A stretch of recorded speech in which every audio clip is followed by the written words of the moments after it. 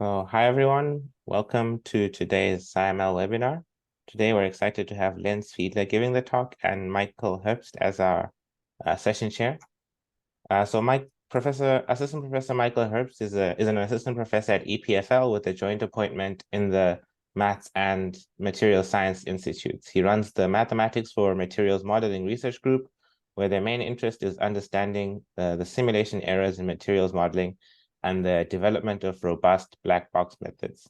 They take an interdisciplinary viewpoint at the boundary of mathematics, solid-state physics, and computer science. He's also one of the lead developers of multidisciplinary codes such as the density functional theory toolkit called DFTK.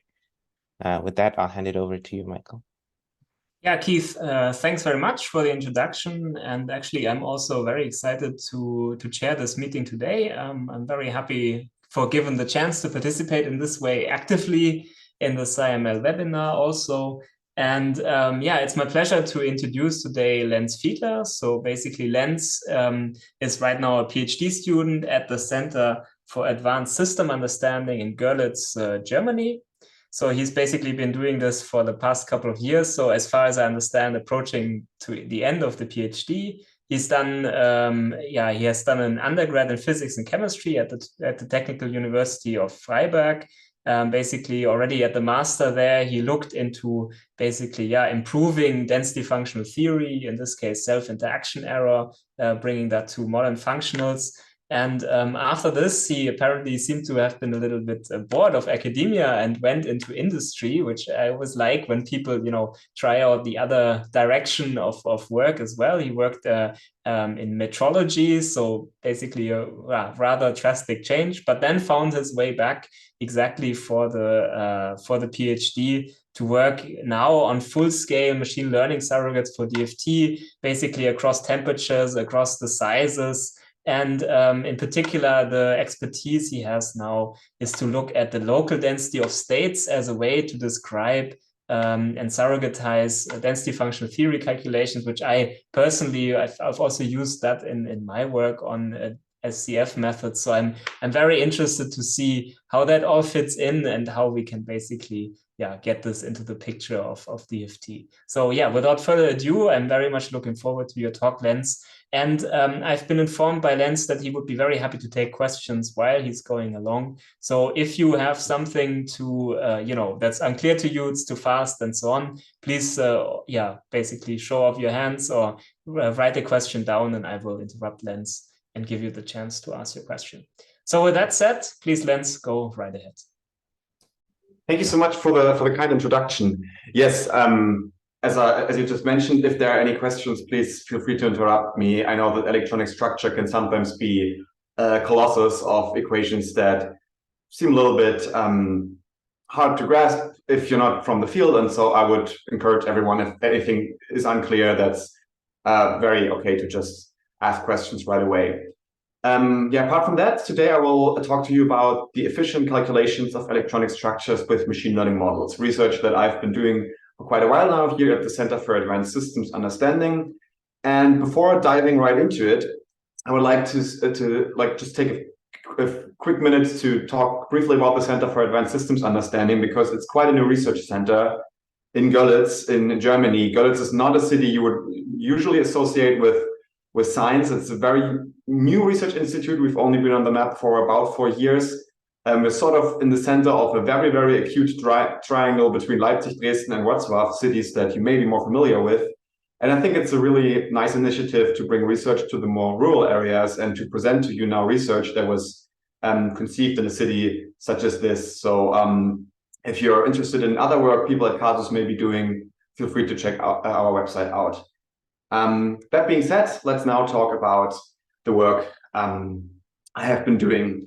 And the first question that may now be in all of your heads if you're not familiar with electronic structure theory is, why should I care? Why should I care about electronic structure theory? What is it?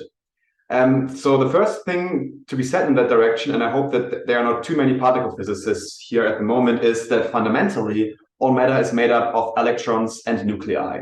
Nuclei, or I will also call them ions within this talk, are the positively charged cores of atoms around which we have electrons. And for now, we take this picture that all matter consists of these two subparticles. We have electrons and we have nuclei. And all matter is made up of those, and that means that if we know their interaction, that in principle determines all materials properties, all of the properties that we may be interested in that we can think of. If we now had some sort of tool to investigate these properties, that would be very, very useful for quite a lot of applications.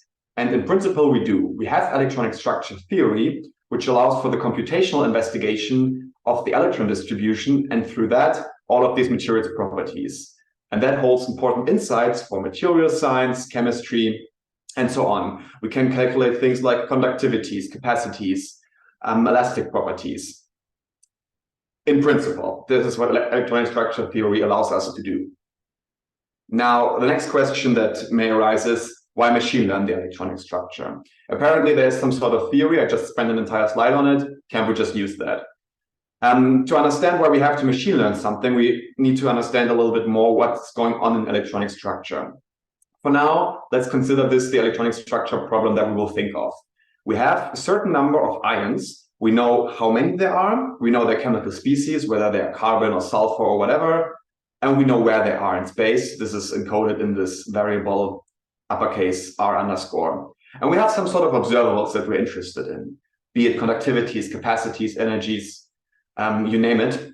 And in the middle, at the moment, we have some question marks. This is where electronic structure theory comes into play. This is where we now would like to perform an electronic structure theory simulation to go from the ionic information to observables we are actually interested in. Electronic structure simulations thus fundamentally answer two questions. First, they give us information about where are the electrons, how are they distributed, depending on which methods you use, maybe even their time evolution and things like that. And then from this information, the information about the electronic structure, we get information on which properties do the electrons give. If I know how they are distributed, what can I get from that? Which observables, which insights can I learn? Again, this seems not like a very solved problem, and in a sense it is. From a formal point of view, we know all of this, we know how this works, we know how to do these simulations, but in practice, they scale very, very badly. Even the usual simulation methods that I will talk about in a second scale usually with n to the power of 3, where n is the number of particles in our system, and they scale also cubically with the temperature. So if you try to do an electronic structure simulation at scales that are relevant for experimental settings, or at higher temperatures that become more and more relevant as we go to more and more complicated and advanced applications, you quickly run out of computational resources, or quickly run out of simply not possible with the computational overhead. And this is, of course, where machine learning now comes into play.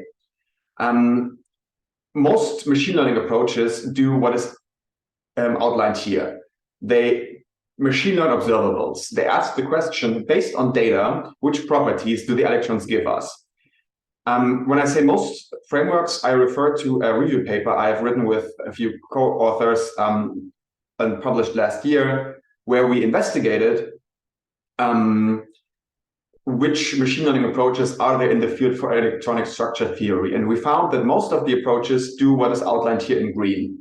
And this is, for a lot of applications, a very useful approach. In a lot of cases, you have a few potential candidate materials or configurations, and you would like to know which of these gives you the properties that you're interested in. Or maybe you seek to replace DFT as part of a larger combined workflow. And for all of that, that is a very useful approach. So it makes sense that a lot of frameworks go this way, and this is why they do it. But for advanced applications, these frameworks begin to break down because they don't really know anything about the underlying physics of the problem. They just learn this mapping that is outlined here. The framework we develop at Casus goes a slightly different route. What we instead aim to do is we aim to machine learn the electronic structure. So asking the question based on data, where are the electrons? And then from there, calculate using physical equations and physical intuition, which properties do the electrons give us?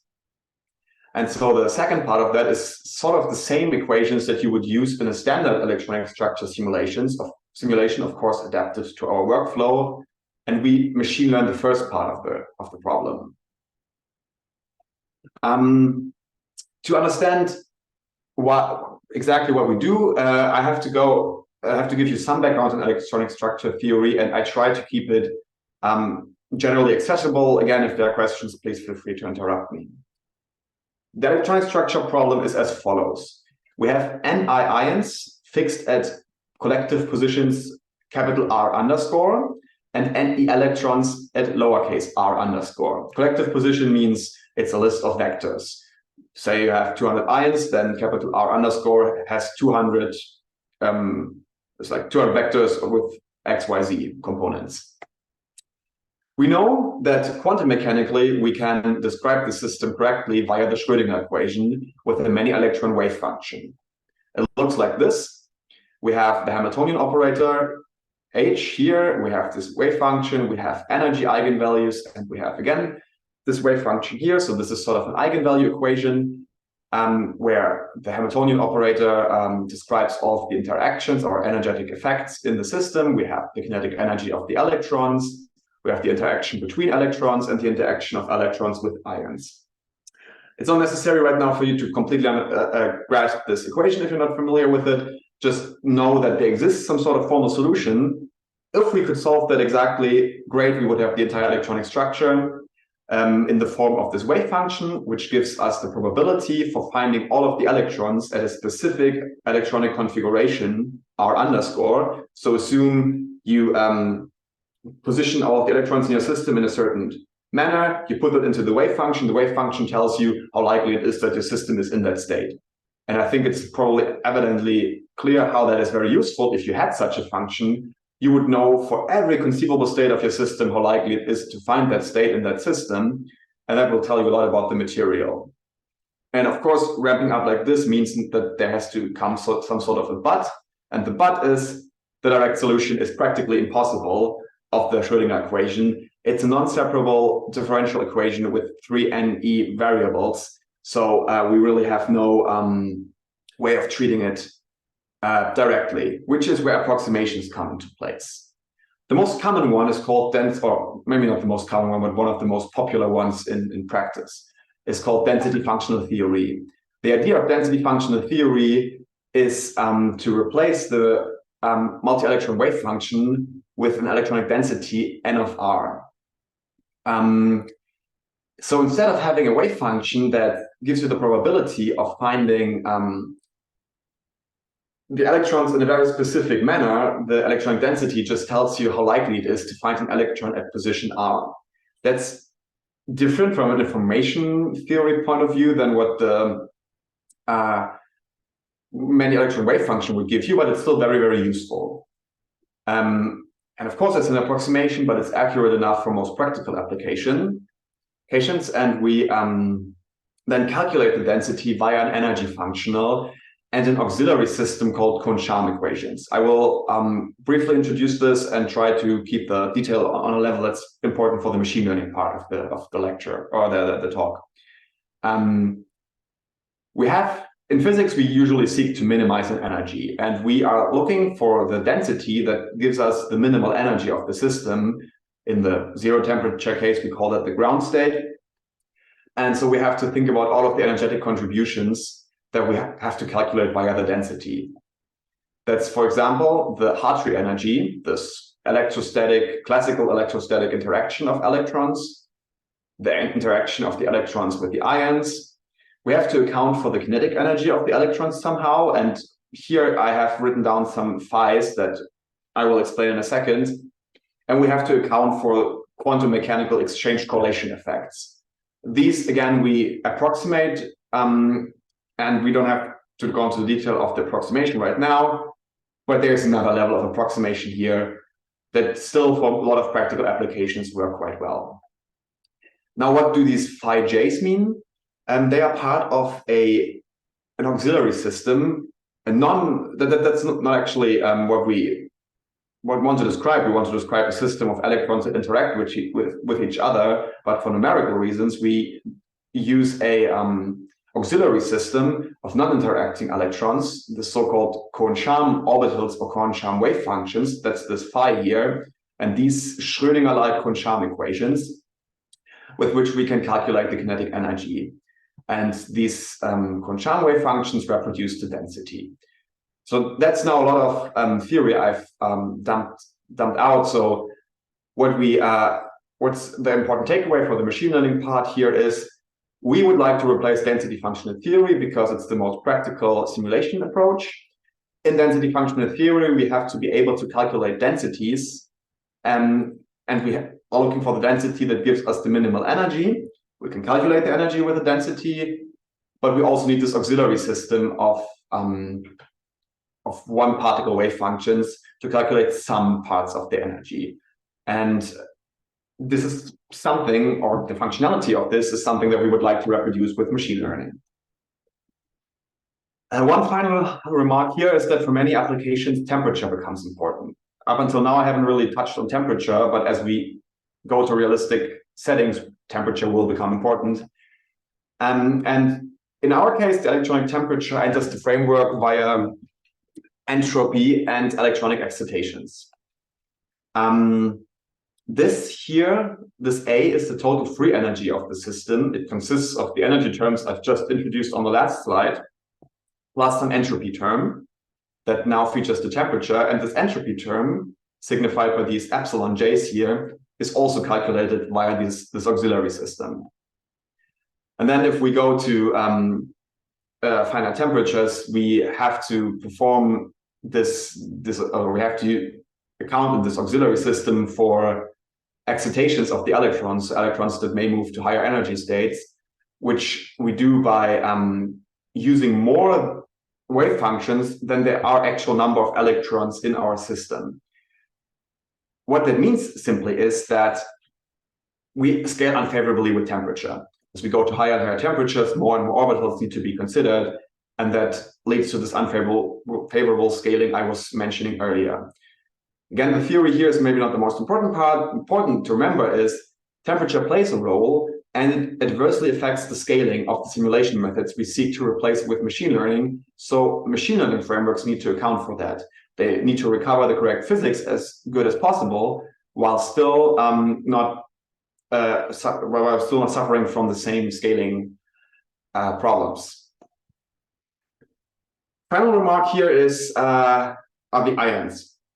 In the real world, the ions are not actually fixed. If you recall what I've shown a few slides back, I've said we have some positions of the ions, someone hands them to you, and you just put them into your electronic structure tool. That's of course not the case in the real world. In the real world, they also move.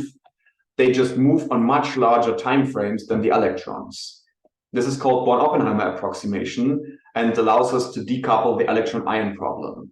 So what we do in practice is we quantum mechanically calculate forces that act on ions, then we move these ions a tiny bit, and then using these new positions, we put that back into our simulation framework. And with this loop, we can simulate materials for extended amounts of time, and we can gather insights into thermodynamic observables.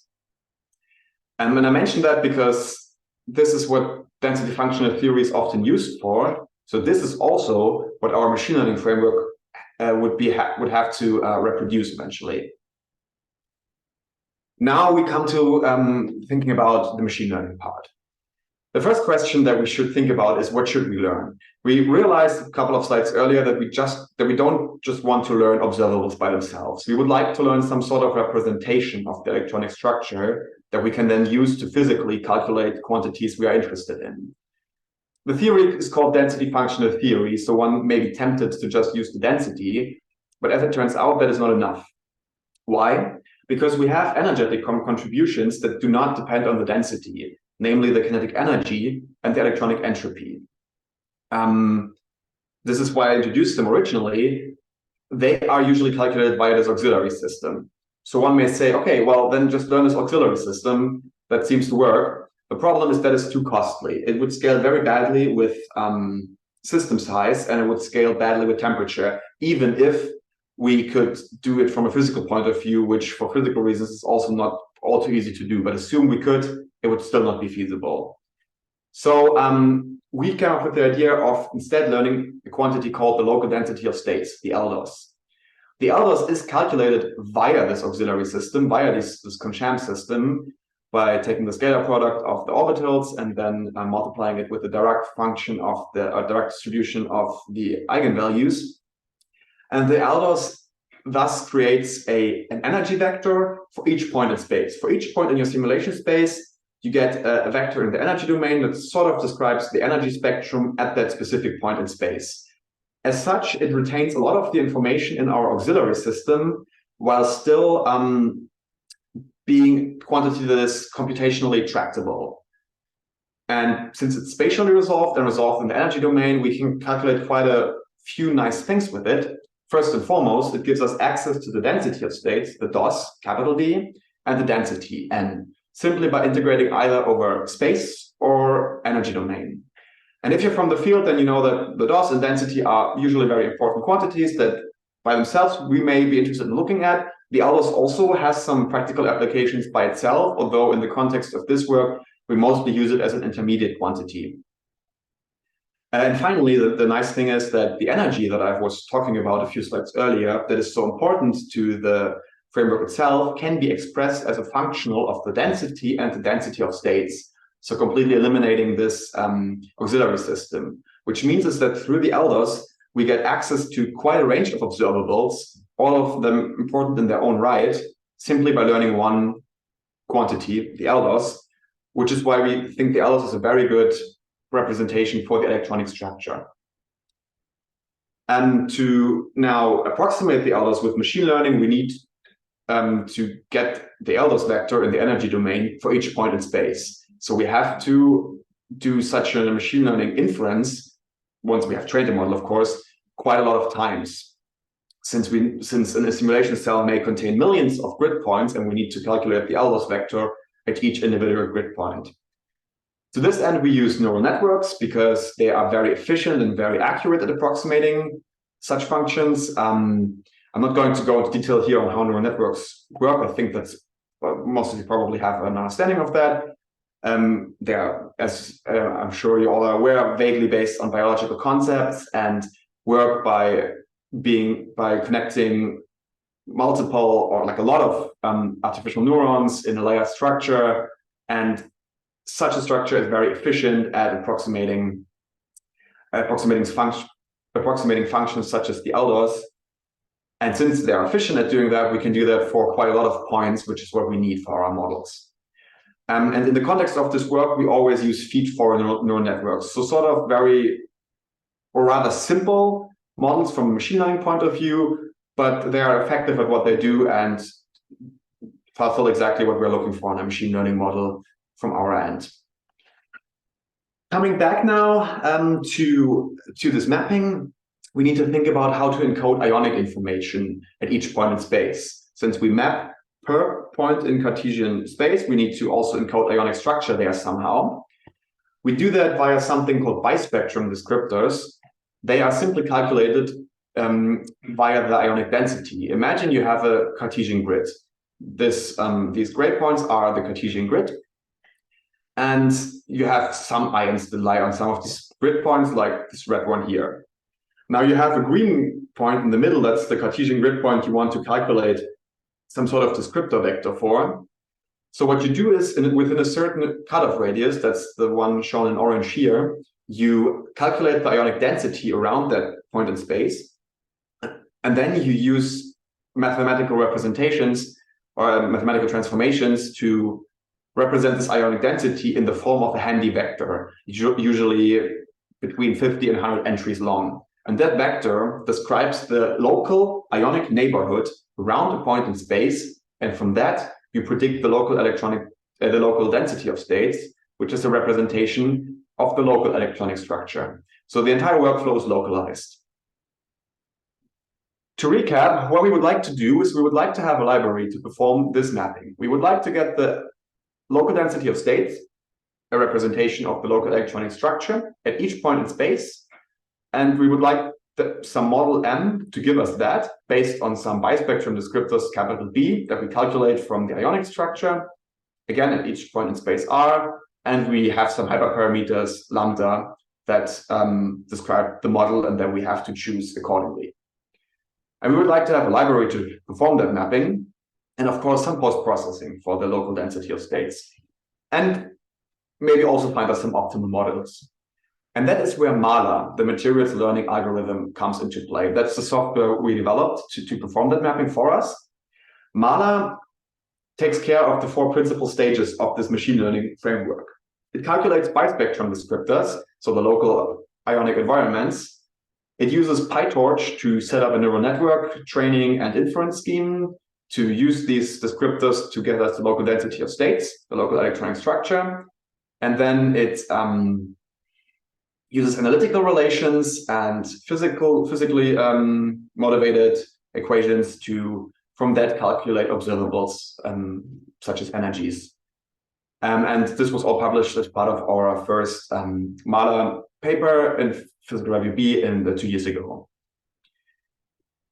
And MALA is written in Python, as I will show the code later, but just glimpse, we try to keep it such that it's easily usable even for people that are not familiar with machine learning, because we think a lot of researchers may hold a lot of expertise within materials science, but are new to the field of machine learning, and we would like to sort of bridge that gap a little bit. So the code you see here is, in principle, all you need to train a first network with MALA that you can use to predict properties for materials.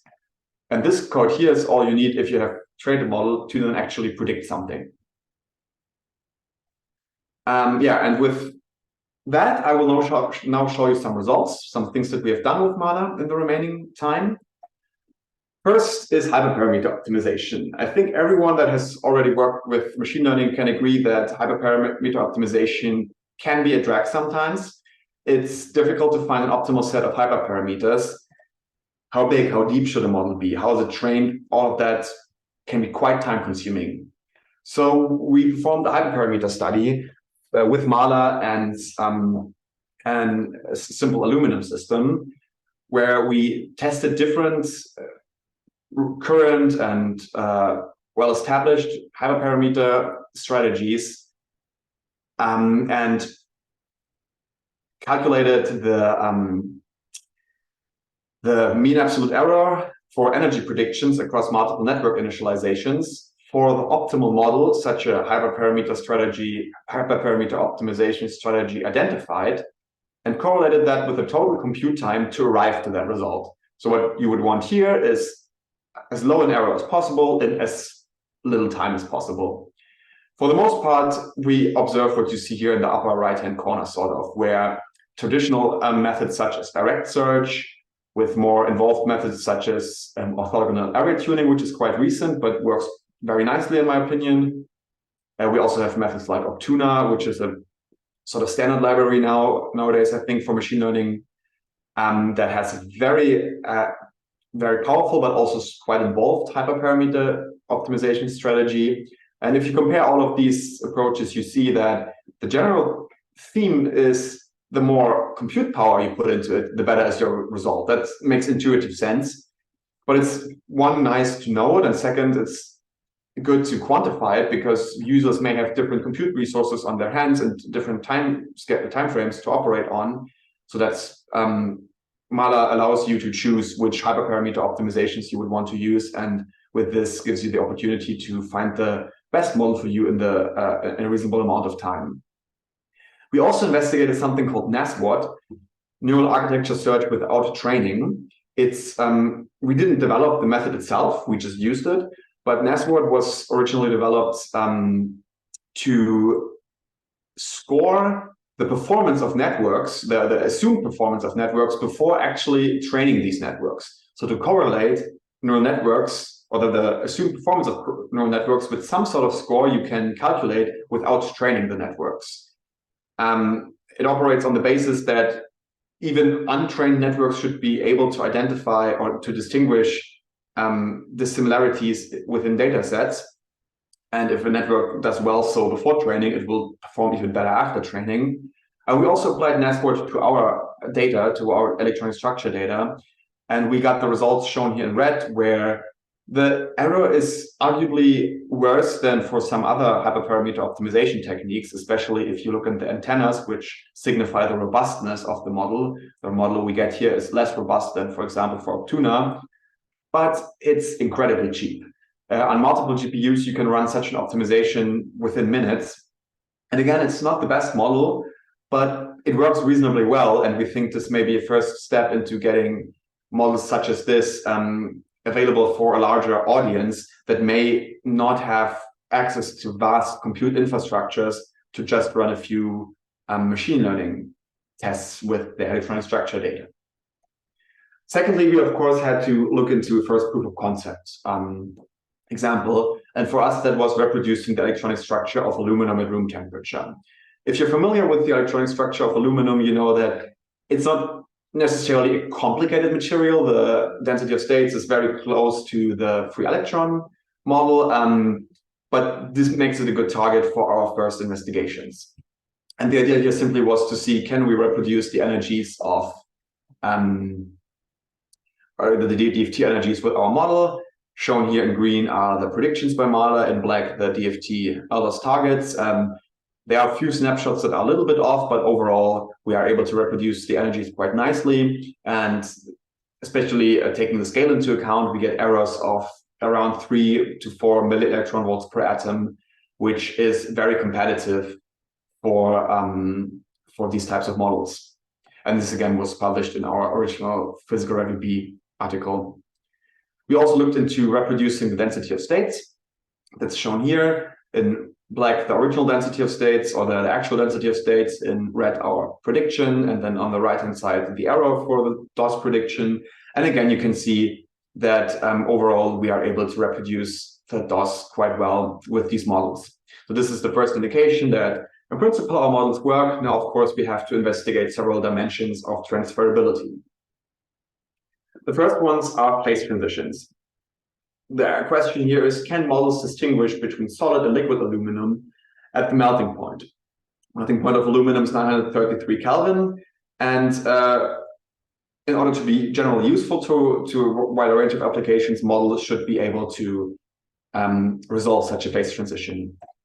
The first very naive test that we didn't expect to work, but that is good to do for the sake of completeness, is to train a model on just one phase and see if it can do anything on the other phase. And that's shown here. You see this red line. On the left-hand side, you see liquid, the energies of liquid configurations. On the right-hand side of solid configurations.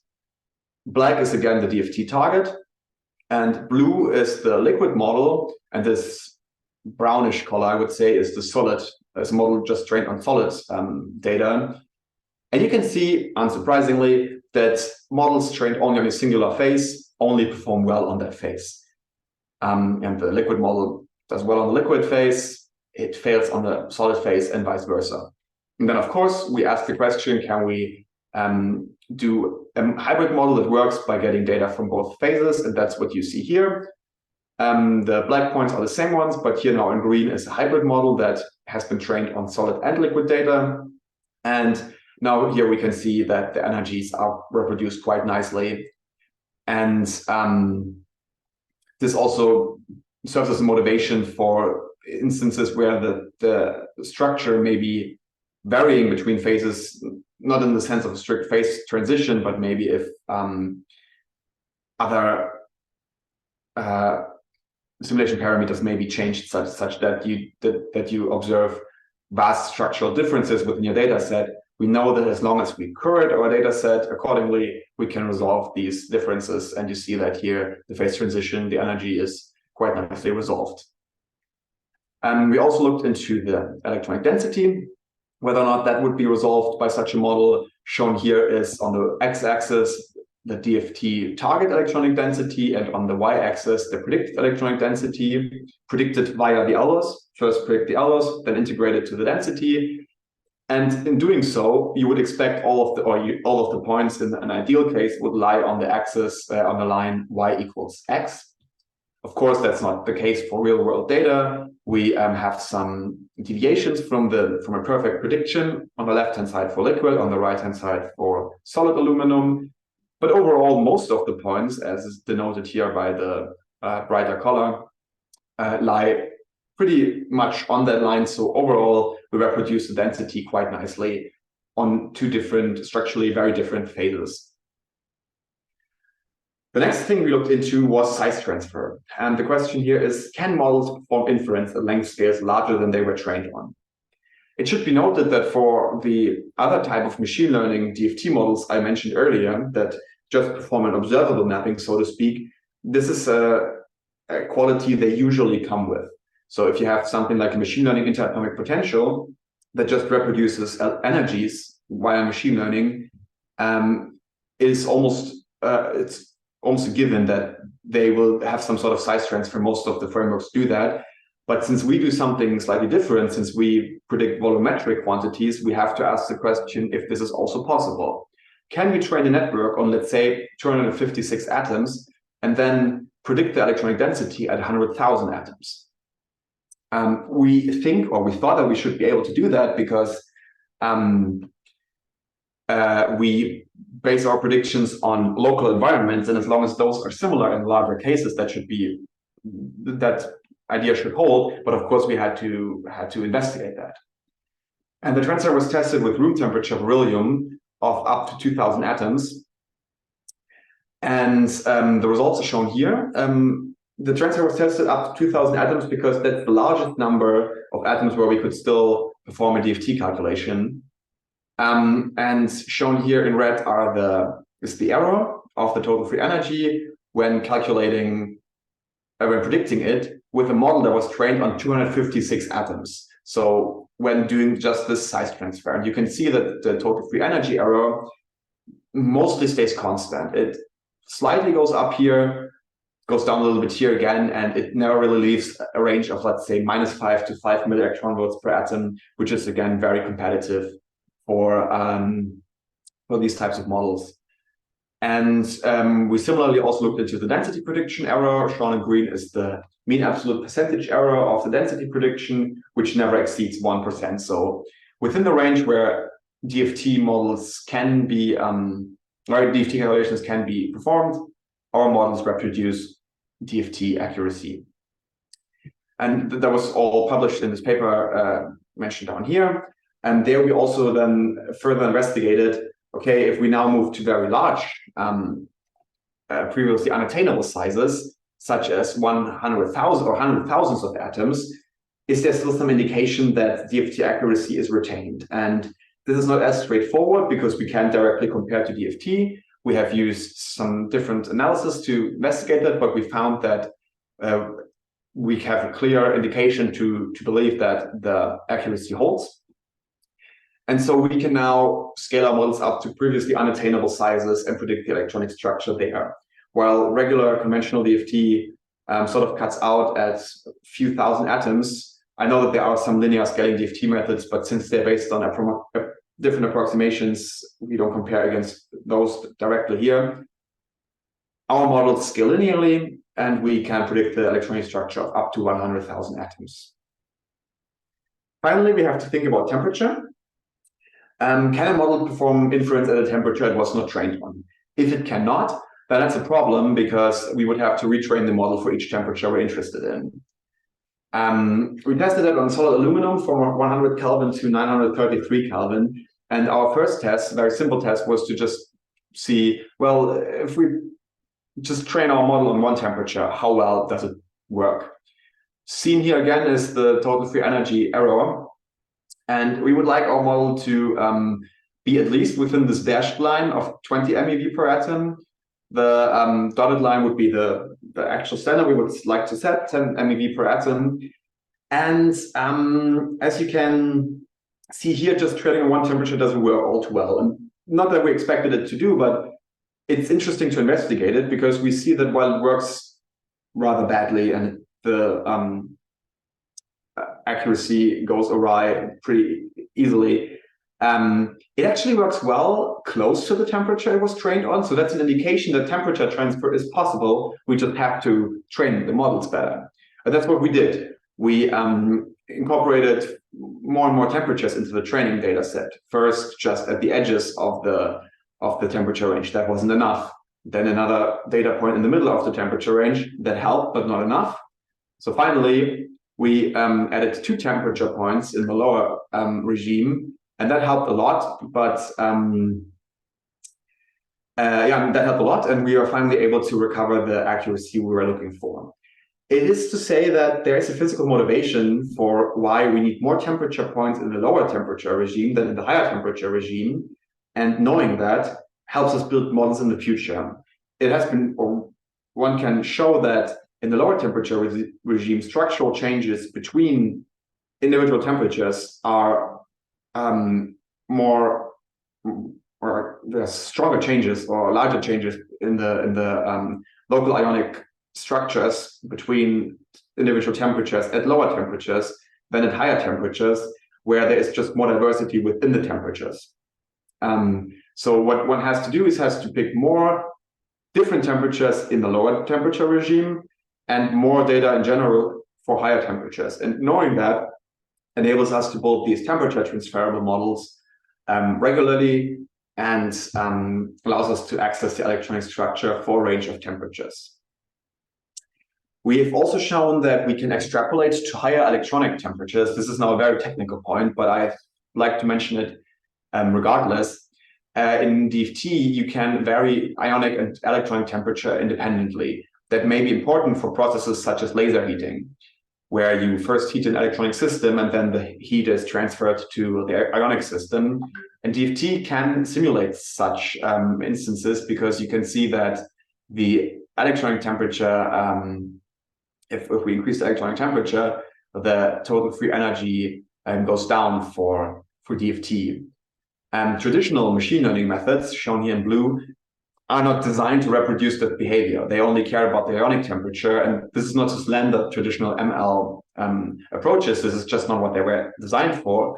But since with MALA we aim to reproduce or replace DFT in that instance, we of course have to recover that behavior, and we do so because the ALDOS, if calculated correctly, includes information even on very high energy eigenstates that we can then use for this electronic temperature extrapolation. So a model like MALA, or models calculated via MALA, may be used for processes even such as laser heating, where different temperature scales become important. With that, will just shed some light on the next step and the current limitations of MALA. So first of all, we have to investigate the transferability in the pressure domain. So if we have materials under different pressures with different mass densities, how that behaves with MALA, that's something we're currently investigating. We have to implement the ionic forces. That's an ongoing project. A lot of work has been going on in that regard at the moment, but still not concluded. And then we want, with that, to couple MALA to sampling techniques such as Monte Carlo or molecular dynamic strategies. Monte Carlo strategies, of course, would work without ionic forces. This is more of a technical issue there that we're investigating.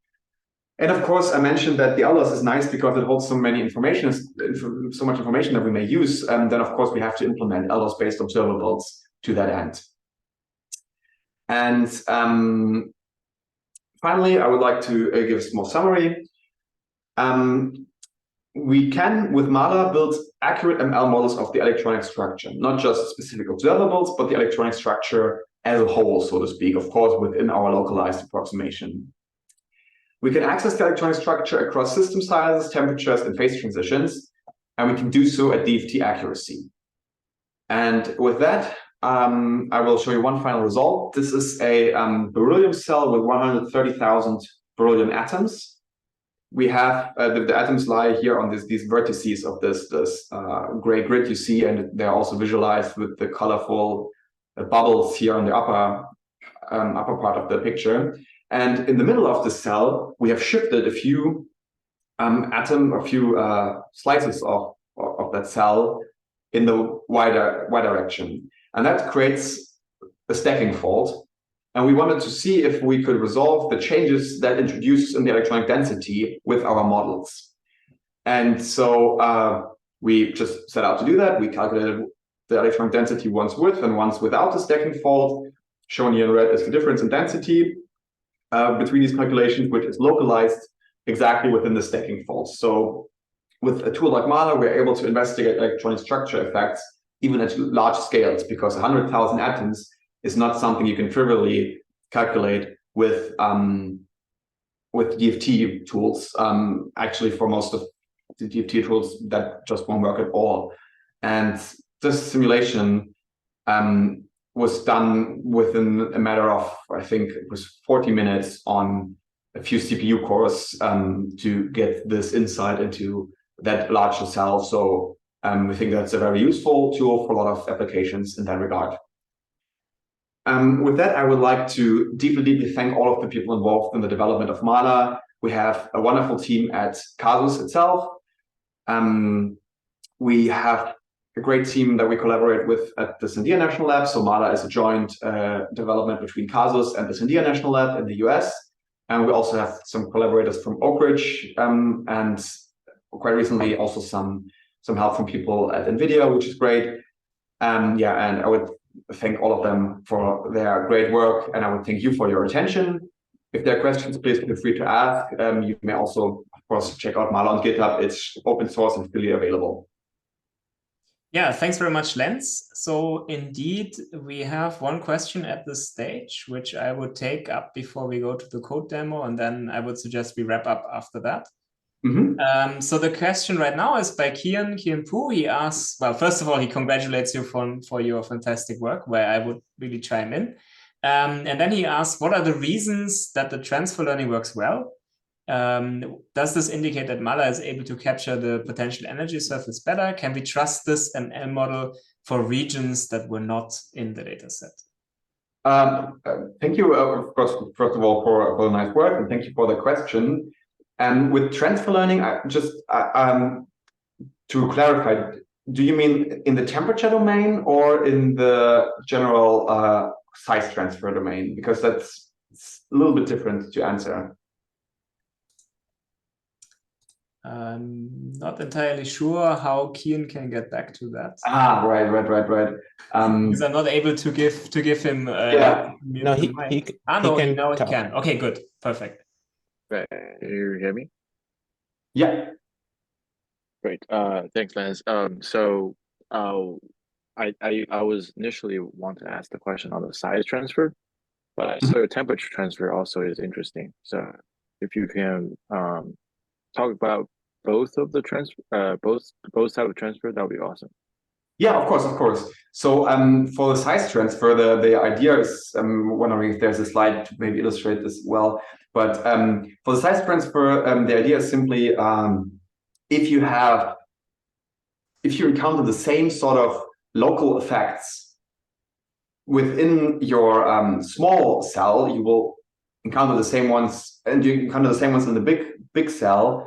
Then MALA should not really perform an extrapolation in that sense. It will perform an interpolation, because it will just predict the same local environments it has already seen, just on a larger scale. And this also relates to the so-called principle of nearsightedness of electronic matter that was coined by Walter Kohn. There's a paper for that. Like if you look for nearsightedness or short-sightedness, I'm not sure, I think nearsightedness of electronic matter, and Walter Kohn, I think you should be able to find it. It sort of touches on that. That, of course, means that you have to calculate the local environments up to a radius for which these electronic effects still matter. And if you have some sort of structure in your big cell that you have never seen in a small cell, then the machine learning model will fail. And that also relates sort of to the temperature regime. If we show enough local environments at different temperatures, then we can perform such an interpolation. And this ties into your last question. Can we trust this ML model for a region that was not in the training data set? Neural networks are good at interpolation. They are not good at extrapolation. So I would not necessarily trust this model or any model in a region that is very, very distinct from the training data set. Of course, if it's distinct from the training data set itself, but the model would still perform an interpolation, say because temperature lies between temperatures that the model has seen, then of course you could trust this model, as you may be able to trust other models. All right, thanks very much. I think that definitely shed some light on this question. So we have one more question by Keith, but please go ahead. Yeah, thank you for the great talk, Lenz. So I wanted to ask a question on the solid versus liquid phases. Yes. Generally, I guess in the interatomic potential world, there's a general notion that if you have the liquid phases, the solid phases are sort of in principle part of that phase space, right? The solid phases are a subset of the liquid phases, maybe with a small change in the lattice constants or the volume. But it seems here there's quite a difference that the solids are never really predicted well, even with the liquid data. Do you think there's potentially more data from the liquid side could help, or there's, I guess, more fundamental thing in the electronic structure there? No, I see your point, and the thing is a little bit in the. So for MALA, since we use volumetric data, we use we have like lots and lots of data per ionic configuration. One single ionic configuration may come with millions of data points. So what we have to do when we build these models is to use only a few select ionic configurations that are representative of that phase. And in theory, I fully agree. If you look into atomic potentials, you may be able to do okay predictions of the solid phase just based on liquid data, because the solid the phase space should also include information on that. But for MALA, we simply cannot train on enough configurations for that to have an effect. We only take, for example, 6 liquid configurations. That's well enough to predict the liquid phase, but it doesn't contain enough information about the solid phase to do well there. We could formally, I guess, train on a large number of solid liquid configurations, but that would then be computationally very inefficient because each configuration is so large. Does that make sense? Yeah. Then a follow-up question on that is, what if I give you something else that's a liquid phase? Now, will it be as accurate as the liquid phases, or will it like fall into have the same problem as the solid phase? Something that's not a solid, but it's a liquid, but it's different in the same way the solid is different from the liquid. Well, if it's different in the same way, then I think we may be running into similar problems. But quite honestly, I'm not entirely sure, because it really depends on how different the local environments are. And differences in the local environments may not be as easy to gauge just from the looking at the ionic structures themselves. So honest answer is I'm not sure.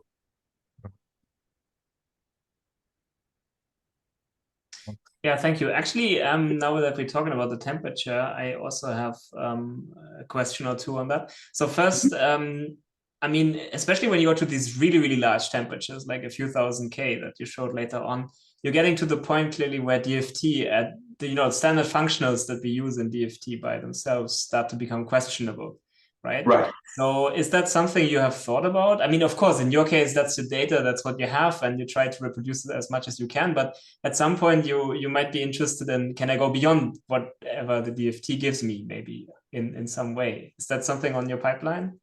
It's definitely something on our pipeline. We haven't specifically thought about it, but yeah, I agree that it's something we should eventually consider, and we should do, and we plan on doing that. I think an advantage here is, since we evaluate the exchange correlation energy ourselves based on the density we calculate from the alders, I think we have more freedom to control how we do that, and how to potentially reincorporate temperature effects by choosing an appropriate exchange correlation functional there, for example. Yeah, but then, actually also on the Eldor side, I think there's a few tricky things, like, for example, questions related to which smearing functions do you use? And does it still make sense at high temperatures? Do you get approaches with multiple Fermi levels? There's a lot of details in this direction also, right? Yeah, definitely. This is we're still in the preliminary stages. In this sense, we have demonstrated the principal transferability in important dimensions. but there's a lot of technical things, and calculating the aldos, just as you are very well aware of, I'm sure, is not always super easy, right? From like a technical perspective, and we have had problems with that. Yeah. So yeah, that's definitely something that we have to look into. And also this extrapolation that I've shown here, it works well in this case here because we go to temperatures for which the aldos we still have calculated the aldos, and we assume here that the aldos or the DOS actually doesn't really change with electronic temperature, which is not directly true, but it's the change is very minimal. And within 0 and 6,000 Kelvin, or maybe 0 Kelvin, but 100 Kelvin and 6,000 Kelvin, we can do this assumption. Of course, if I were to do this now for up to, I don't know, millions of Kelvin, eventually changes in the DOS would become relevant. So this extrapolation is not open-ended, which from our side, it doesn't necessarily need to be. It's just nice to have that feature by itself for some applications. Yeah.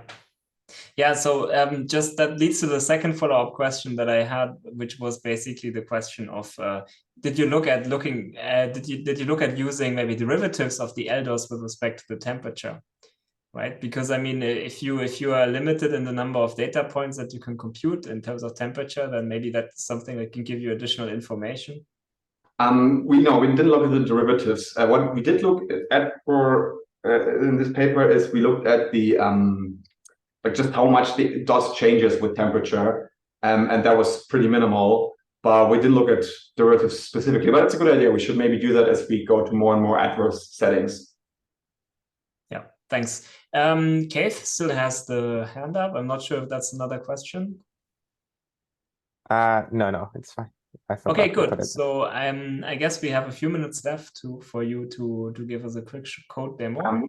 Yeah, just I think in the Q&A panel there is one question by Eric. I would maybe. Oh, right. Somehow I missed that. Okay, so yes, in that case, how large is your training data set? I guess you can. Yeah, good question. So actually, I think I should. Wait, I'm just going to see if I can do that on my second screen. No, I'm just gonna pull up one of the papers, I think, because that's probably there. I have the precise numbers. I think it should be in here. Yeah, here. For example, this is for the temperature paper, and here we see the data volume for the individual models. So if you go into the very last column here, or a row, you have model 7. That is the red model I've just shown on this slide here. That's this model, and here we see that we need 470 gigabytes of data to train such a model, and this is for I think like 16 snapshots or something like that. So I think one singular snapshot is around 20 gigabytes. One ionic configuration comes with around 20 gigabytes of data. That's for aluminum. For beryllium, it's a little bit less bad. For beryllium, we have, I think, 4 gigabytes of data per snapshot, but we're really talking about gigabytes here, multiple gigabytes up to terabytes to train a model. So it's data intensive. There's just no thing as free lunch, right?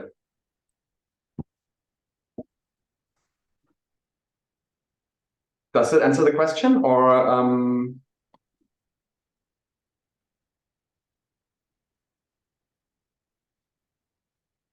I think so. Yes. Okay, yeah, indeed it does answer the question. Good, great. Cool. Yeah, so now looking into the code, right? So I was thinking about just showing you some things from this tutorial I gave a while back. If there are specific questions, please feel free to ask. I can also showcase some of the scripts or models I've been using for some of the research I've shown, but maybe to just give you an idea of how Mala works. So Mala is written as a Python module. You can just import it just like any other regular Python module. At the moment, we have one constraint when installing Mala, it works currently with two separate libraries. So Mala is sort of a Python code that glues everything together, but we rely on the Lenz library to do some pre-processing, and we rely on the Quantum Espresso code to do some post-processing.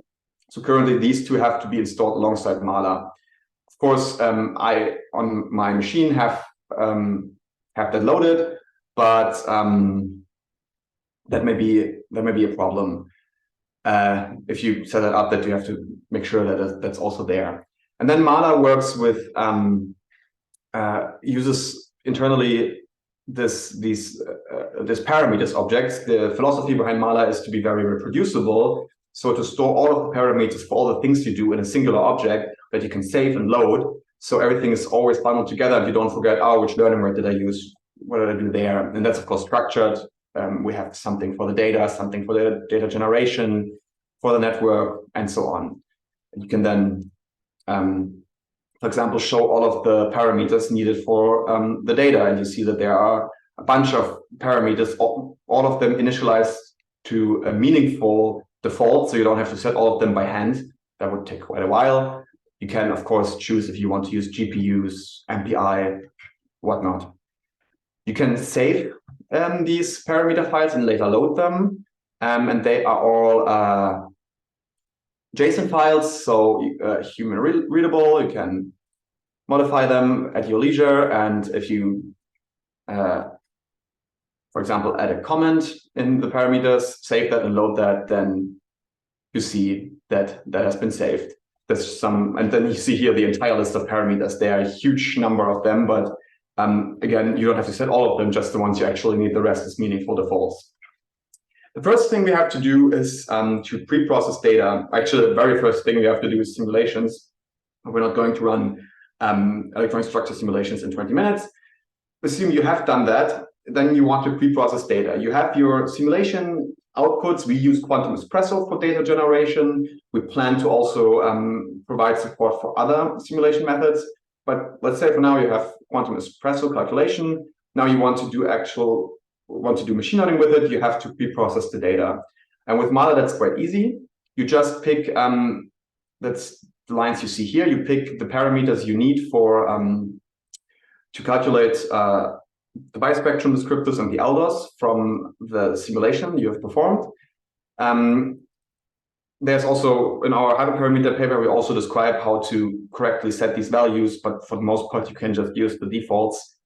These are just hyperparameters that characterize how the calculation is performed. And for the elders, you have to tell Mala how many energy values there are in the elders and how far they are apart and where they're offset. These are all things that come from Quantum Espresso. So this looks worse than it is. It's just a few parameters that you will know once you've done the simulation. And then you can use the data converter class by Mala. Tell Mala where your simulation is. For me, it's just in a folder within this tutorial folder. And then ask Mala to convert the snapshots. This will now take a little bit, but eventually it will generate NumPy files. I've called them here BE for beryllium _snapshot. It will calculate these NumPy files. And then we can use them to do our machine learning. Should be done like in another minute or so. While that works, we can think about what we would like to do with Mala. Mala is supposed to take care for us of the machine learning side, of course, but also help us with analyzing data, both the output of our machine learning or potentially also the input data.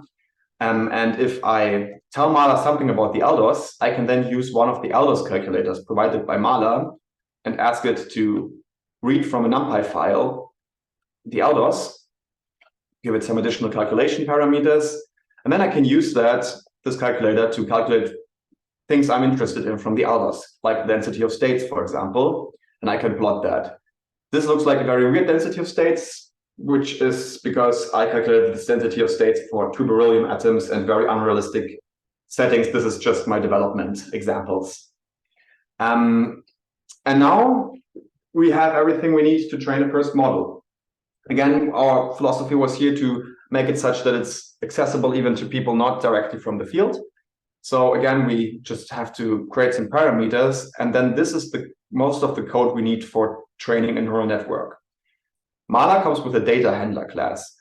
You just have to tell this data handler class where are the snapshots, where is the input and output data, and whether or not a snapshot is a training or validation configuration, and then call a prepare data function that takes care of all of the data preparation for you. Then you have to tell Mala the sizes of the layers of your neural network. You don't even have to take care of the input and output dimensions yourself. That can be asked again from Mala. And if you've done that, and you can just create a network, create a trainer for the network, and off you go. We, of course, not to oversell anything. We didn't really write the network training ourselves. Of course, we use PyTorch, and if you're not familiar with PyTorch, it's a very, very powerful and very nice library for building neural networks. And I'm realizing now, I've tested this earlier, but I think now that Zoom is also draining some of my resources, so this is taking a little bit longer than I expected. So I will maybe just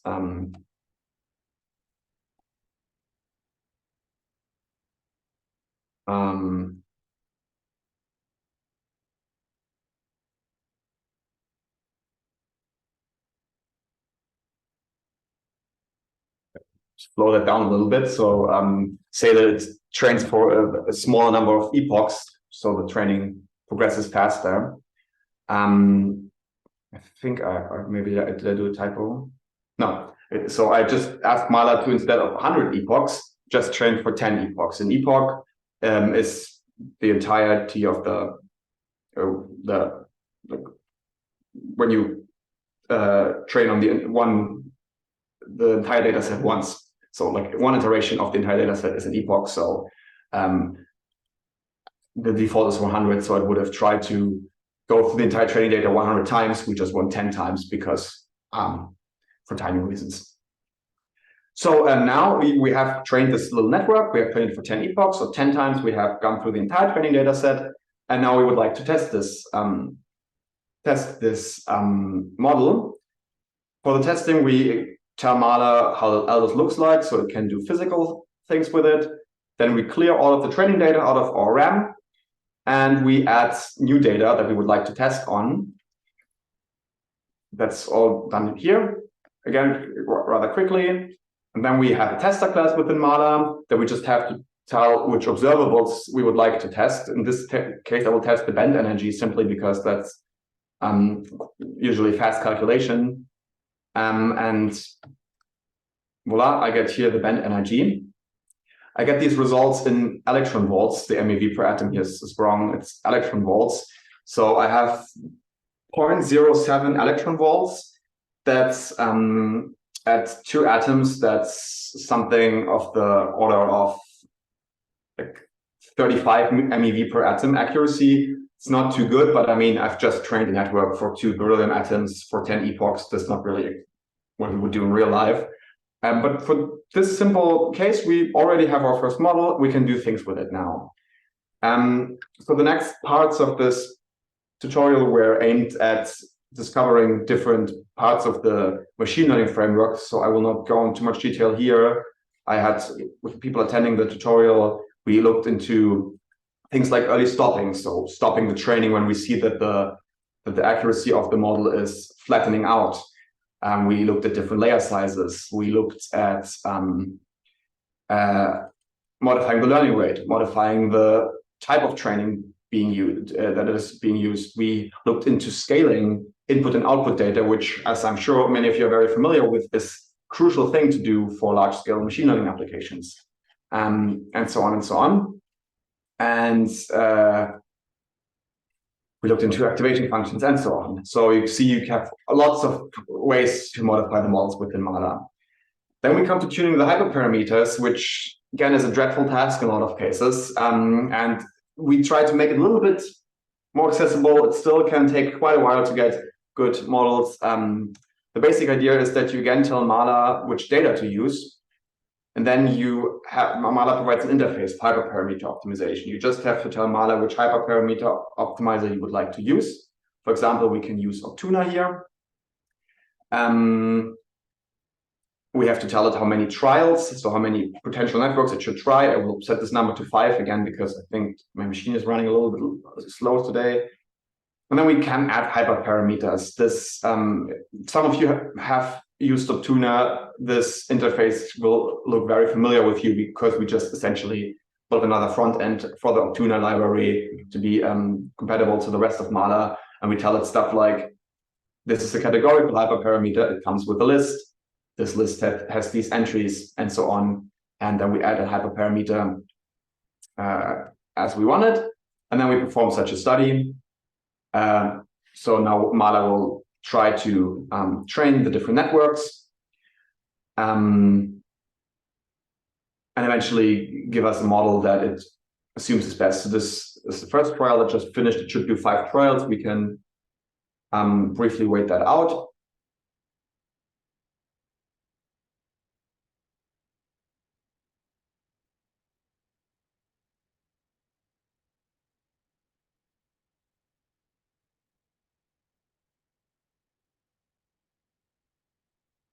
That's actually taking a little bit of time.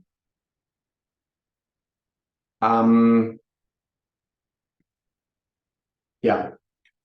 Eventually, when we have the final network, we can then, of course, train it and test it again. I think we don't have to do that here. I think you get the picture of what's being done here.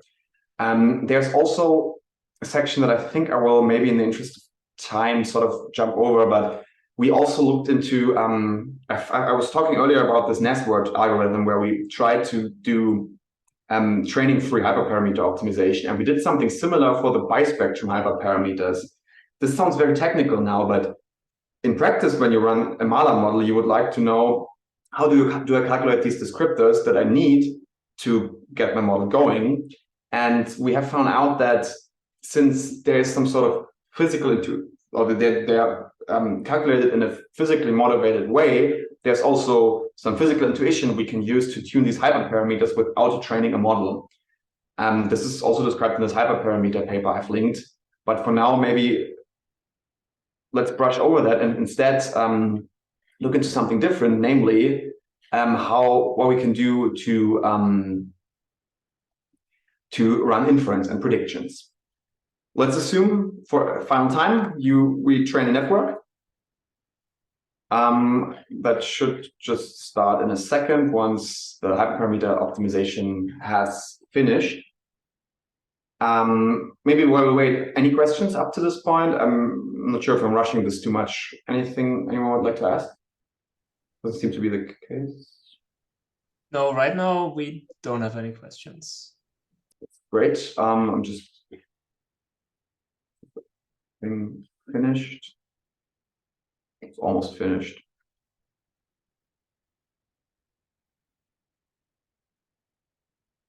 Yeah, I tried this morning, and I think my laptop doesn't sometimes agree with Zoom. I really feel that everything is very sluggish right now. And like, because this morning I was like, oh, wow, this is so fast. This is great. It's going to work just fine, because you barely have to wait and didn't even think about how to fill the gaps.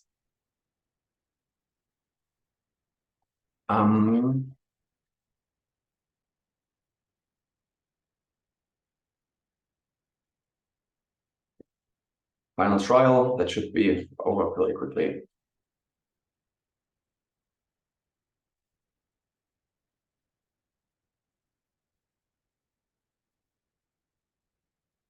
I will also make sure this one doesn't run too long.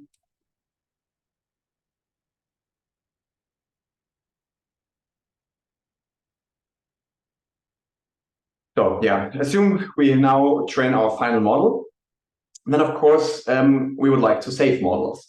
Mala models can easily be saved just by the save run thing. They are saved in this zip format, which I guess I cannot open with Jupyter. But if we look into it in my file explorer, I'm opening that on my second screen. You can see that such a model is maybe a little bit small, but you can see that the model contains the PyTorch weights for the network. It contains the scaling coefficients, and it contains this JSON file for the parameters, so everything you need really for a model. And then you can load these models. And what I especially like is the where is it? Oh yeah, here, the predictor class, where we just use a model. We say here, load run. And then we use some sort of atoms that we have. I have a file of 16 beryllium atoms. And I realize I should import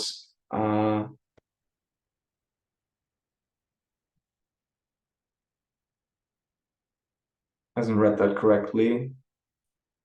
Oh, right. Now it has. Now it's I've read in this file with 16 beryllium atoms, and I now can predict for these atoms the aldos simply via this code. So I don't need to only run for data I have calculated the bispectrum descriptors beforehand. I can just throw some ions in there and get the aldos out of it.